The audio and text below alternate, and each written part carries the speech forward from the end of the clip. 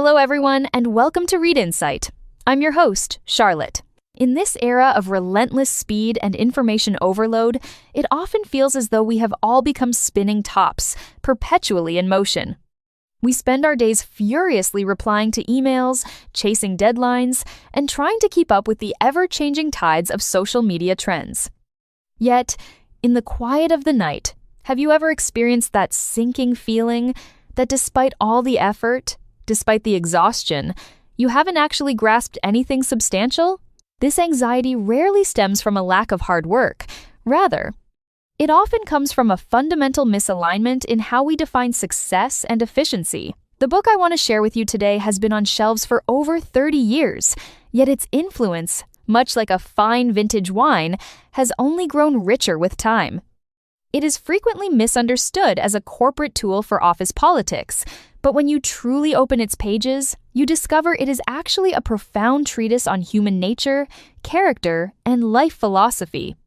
I am talking, of course, about Stephen R. Covey's The 7 Habits of Highly Effective People. Please do not let the word effective in the title mislead you. Doctor, Covey's definition of effectiveness isn't about how many tasks you can check off in an hour. It is about whether you can sustain value throughout a long life while maintaining a balance between your inner self and your relationships. A principle he famously calls the P-PC balance, or the balance between production and production capability.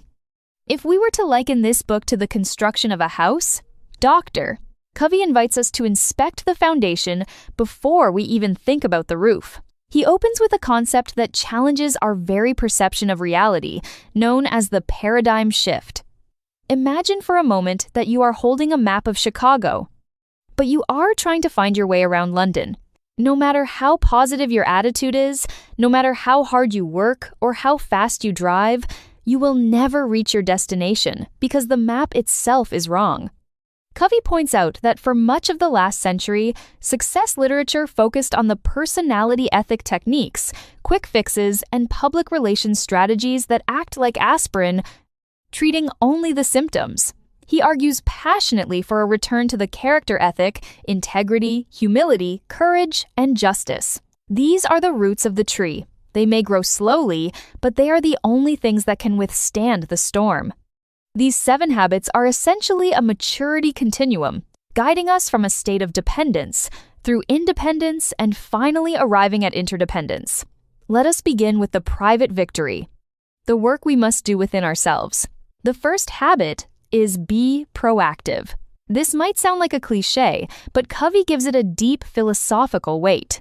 He suggests that between a stimulus, what happens to us, and our response, there is a space. In that space lies our freedom and power to choose. An animal reacts to instinct, but as human beings, we have the ability to pause. Regardless of the weather outside or how people treat you, you carry your own weather within you. This is a declaration of sovereignty over one's life, meaning we stop playing the victim, stop blaming our genetics or circumstances, and fully accept responsibility for our own existence. Once we have seized this initiative, the next challenge is to begin with the end in mind. In the book, Dr. Covey guides the reader through a deeply moving thought experiment.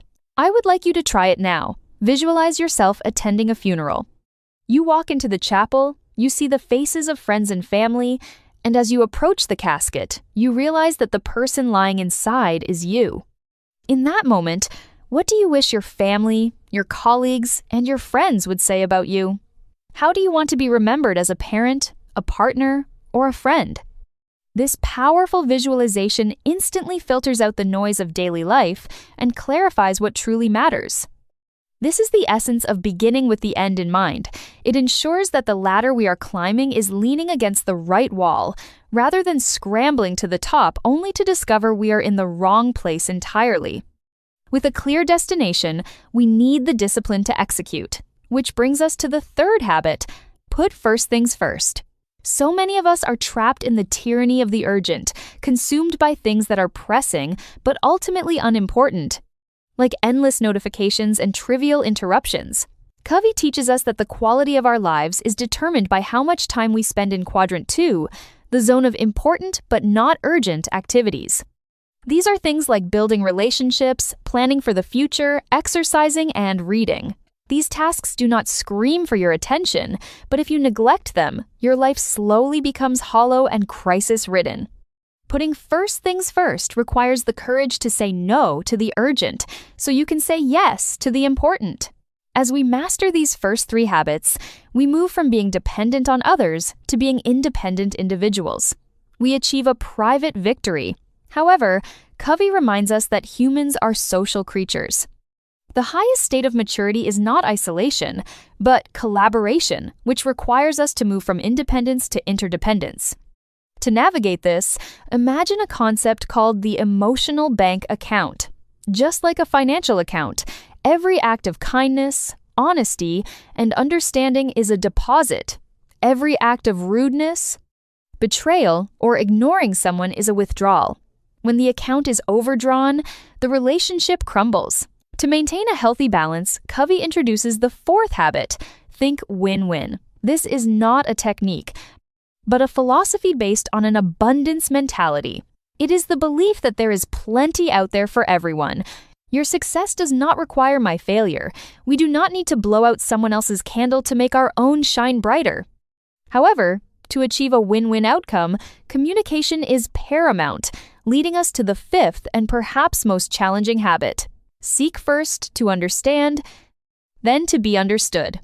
This is arguably the most scarce skill in the modern world. Most of us do not listen with the intent to understand. We listen with the intent to reply.